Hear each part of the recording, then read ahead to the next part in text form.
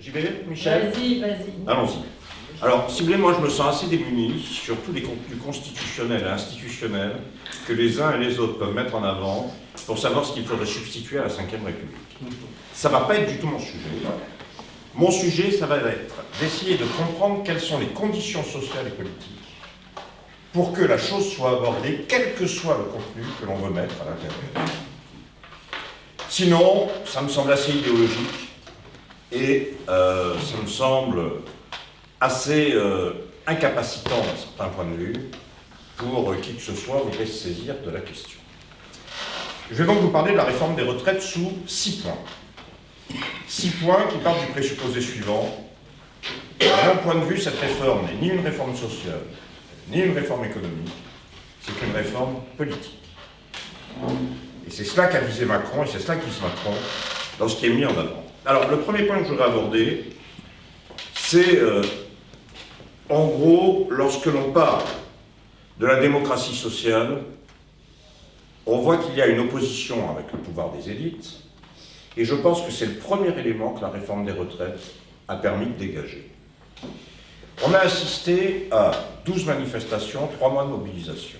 Très entre nous, il n'a pas fallu longtemps pour qu'on se pose la question, quand est-ce que tout ça va se casser la gueule? Genre, leur histoire d'intersyndicale, on attendait tous que la CFDT, à un moment ou un autre, ou quelqu'un d'autre, se casse de cette histoire. 12 fois après, ils y sont toujours. Eh bien, je pense que le point de départ, c'est précisément la force des classes sociales et des couches sociales qui se mettent en branle pour imposer un point de vue aux élites, quelles qu'elles soient, soit dans leur camp, soit dans le camp adverse, et là, pour imposer d'un certain point de vue une unité forcée aux différents appareils syndicaux qui se sont exprimés et qui ont eu beau tenter de chercher les uns et les autres une voie de sortie de cette affaire, régler la crise, comme ils disent, comme si c'était le rôle des organisations syndicales. Ils n'ont rien réglé du tout, ils sont restés enchaînés dans le cadre d'une intersyndicale, parce que tout le monde a bien compris que le premier qui cassait le truc, il allait se prendre le fardeau sur la figure, et il risquait d'avoir des problèmes dans les entreprises et dans les services quelques jours après, parce qu'évidemment, ce n'était pas l'aspiration générale. On assiste donc là, à mon sens, à une grande surprise, qui est le point de départ et le premier élément qui dégage la force de ce mouvement, la force d'une espèce de démocratie sociale, des couches sociales en branle, qui s'impose à tous les appareils, à toutes les élites qui auraient voulu le mettre en porte-à-faux. Je crois que c'est le premier élément qui est important. Bon, par exemple, il y a eu, au titre anecdotique, la réunion du 5 avril, où on a bien vu pendant 24 heures que les choses ont failli basculer. On y va pas, on discute pas, on s'assoit pas. Et en réalité, lorsque Binet pour la CGT dit « si je rentre, soit ils acceptent de reculer, soit je ressors », tout le monde s'est aligné dessus. En réalité, Binet, elle sort d'un congrès où elle sait pertinemment que si elle rentre, si elle s'assoit pour discuter, la CGT éclate. Et l'autre sait pertinemment, à la tête de la CFDT, que s'il joue le jeu de la responsabilité en rentrant dans le salon gouvernemental et en discutant contre la vie générale, lui aussi a un problème. Donc résultat, tout le monde rentre, tout le monde ressort, ça se passe sur le parvis, et derrière, la mobilisation continue. Le deuxième élément, à mon avis, qui est important sur cette question de la réforme, c'est de comprendre que contre la démocratie sociale qui veut avancer, il y a une réponse immédiate, qui est celle de l'autoritarisme politique. Et là, je crois qu'on est au début d'un processus qu'on n'apprécie pas complètement pour le moment, mais qui est extrêmement important. À l'époque des Gilets jaunes, on a vu que Macron, quand même, qui était le rempart au fascisme, je vous rappelle, candidat de la gauche, parce que quand même, c'est quand même ça la réalité.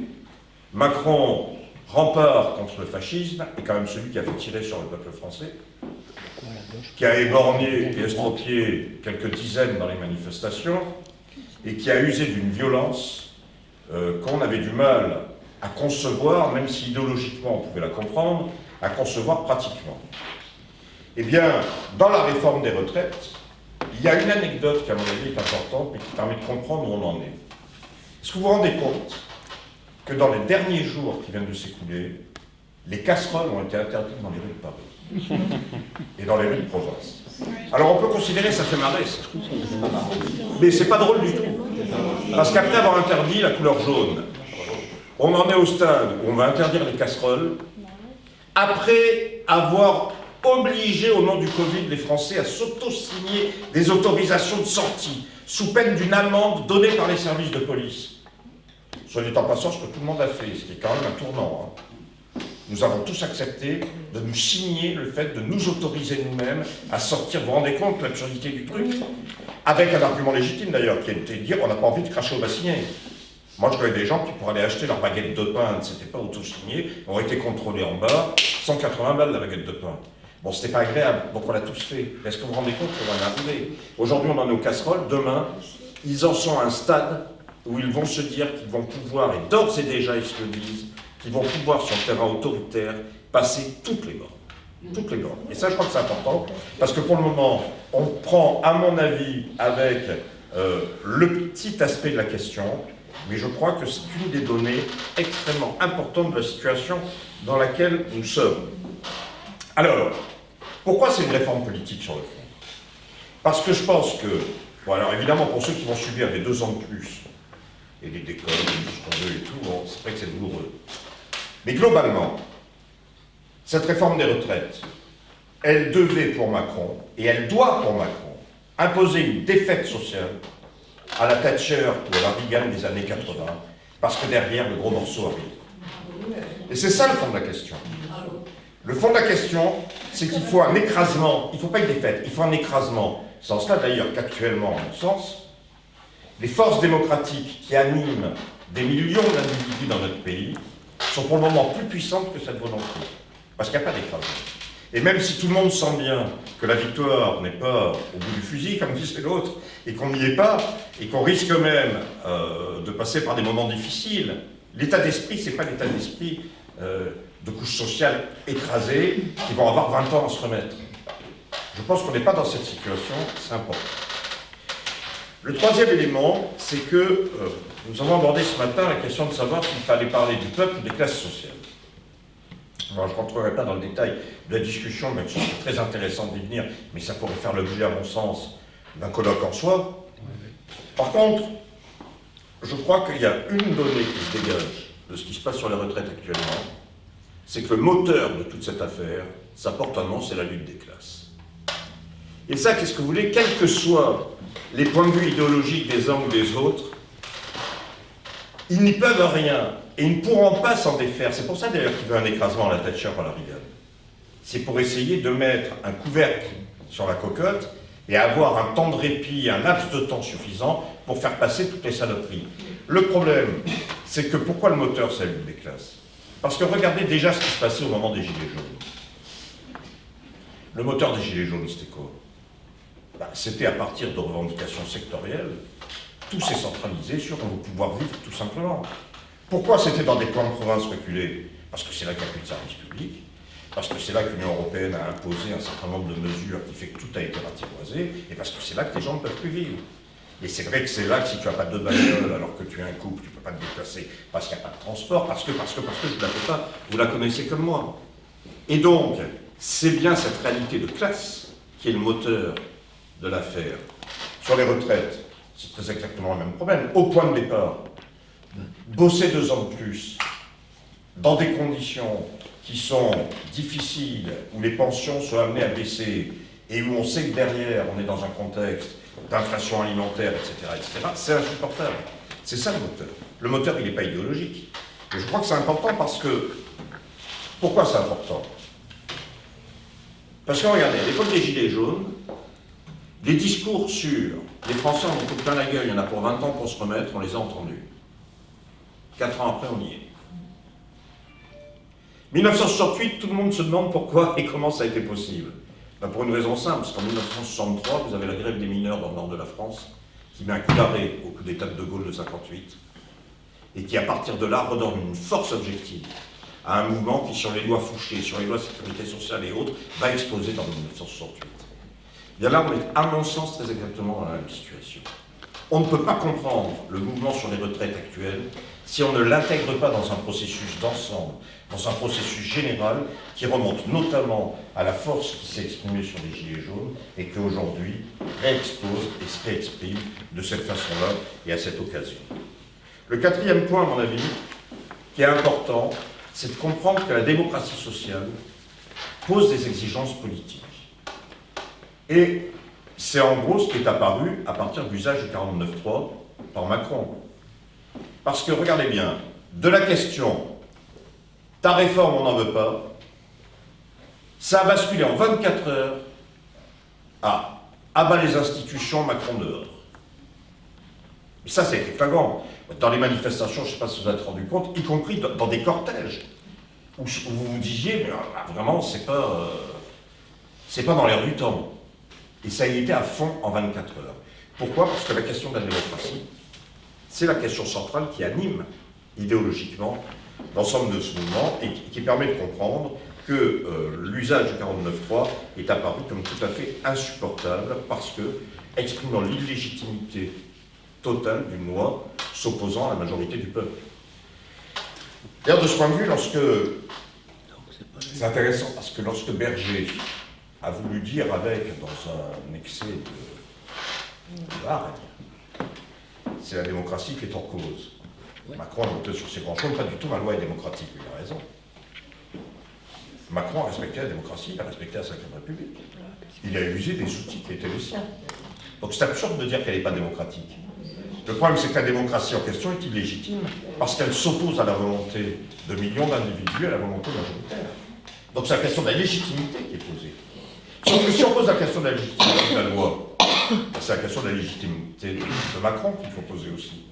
Car Macron n'est que l'expression, en gros, d'un peu moins de 20% du corps électoral, qui, à ce titre, parce que la 5e République lui permet, comme l'a expliqué Jean-Michel, se permet d'appliquer et d'imposer absolument ce qu'il désire.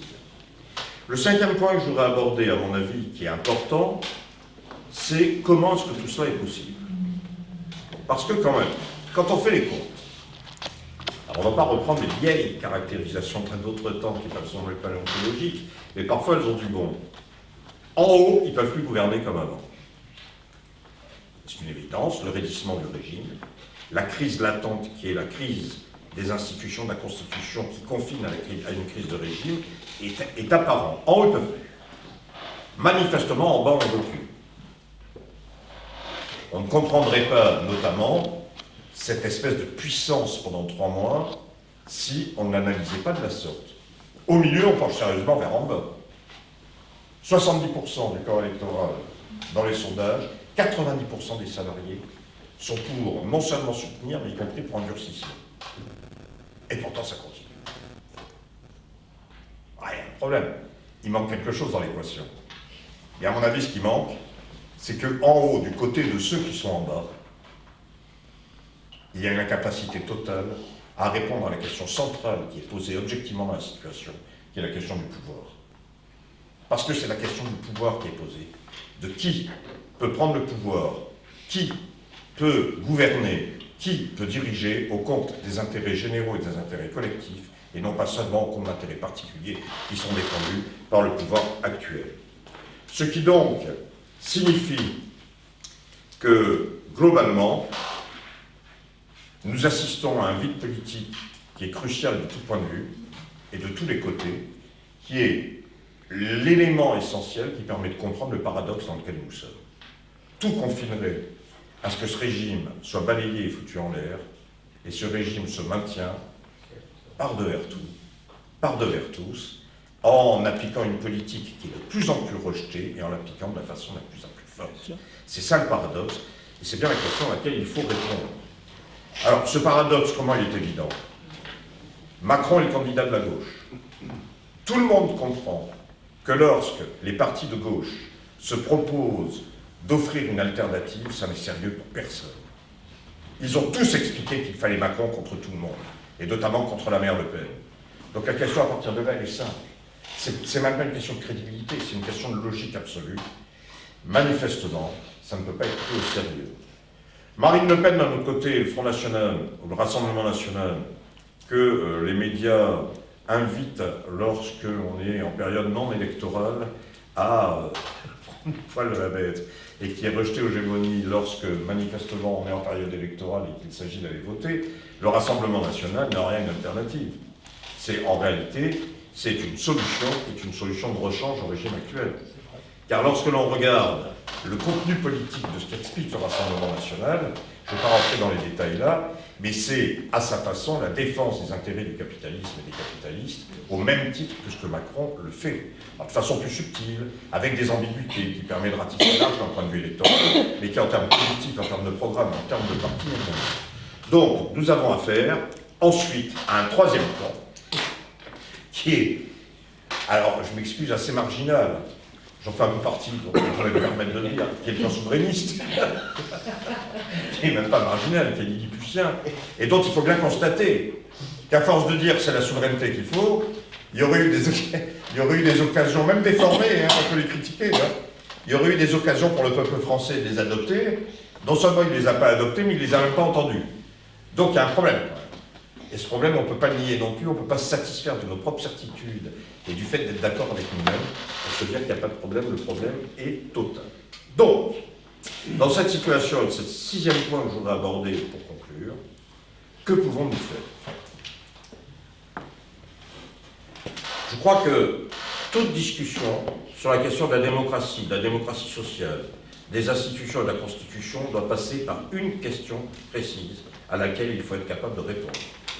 Comment peut-on être utile à notre peuple et aux forces sociales dont nous nous réclamons dans la situation dans laquelle elles se trouvent? Si on ne répond pas à la question de l'utilité, je considère que, quelles que soient les réponses idéologiquement justes, elles sont inutiles.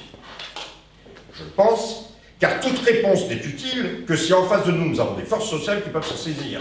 Si elles ne peuvent pas s'en saisir, je pense que ça fait partie d'un discours académique qui est intéressant, qui est passionnant, auquel je suis pour participer à 100%, mais dont je connais précisément, même d'avoir engagé le débat, quelles en sont les limites. Comment peut-on donc être utile dans la situation actuelle, qui est une situation pour le moins d'incertitude? Parce que, avant de répondre aux questions d'utilité précises, je veux dire qu'on entend dire dès maintenant, comme on l'entendait à l'époque des Gilets jaunes, que de toutes les manières les carottes sont cuites et que c'est terminé. Moi je pense que celui qui peut prédire ce qui va se passer dans ce pays dans les mois qui viennent, dans les semaines qui viennent, est extrêmement fort. Parce que personne ne le sait, parce que c'est une telle situation de crise démocratique, sociale et politique que personne n'est en mesure objectivement de dire voilà ce que je peux prévoir de façon sérieuse. Personne. Donc, dans cette situation d'incertitude, comment on peut essayer d'être utile? Je vois personnellement une possibilité, après que d'autres aient été balayés par la vie et par les faits.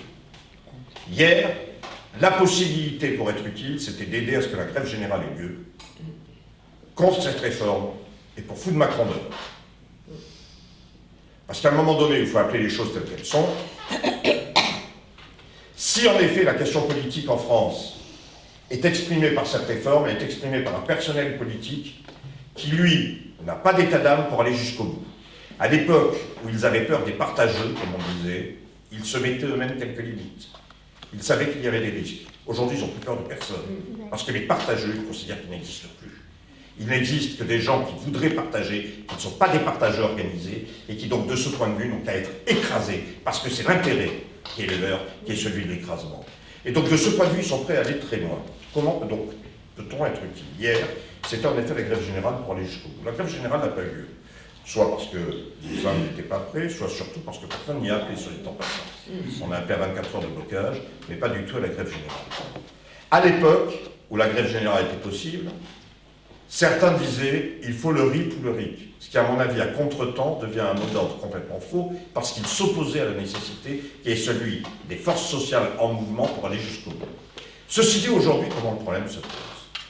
Alors, il va y avoir une décision du Conseil constitutionnel, le 3, pour savoir si la deuxième demande de RIP est acceptée. D'après un certain nombre d'avis de juristes, quelle que soit la composition du Conseil constitutionnel, ils ont tous les arguments pour dire on l'accepte pas. À nous. Tous. Donc, il n'y aura sans doute pas. À partir de là, qu'est-ce qui se passe? À partir de là, qui peut faire quoi?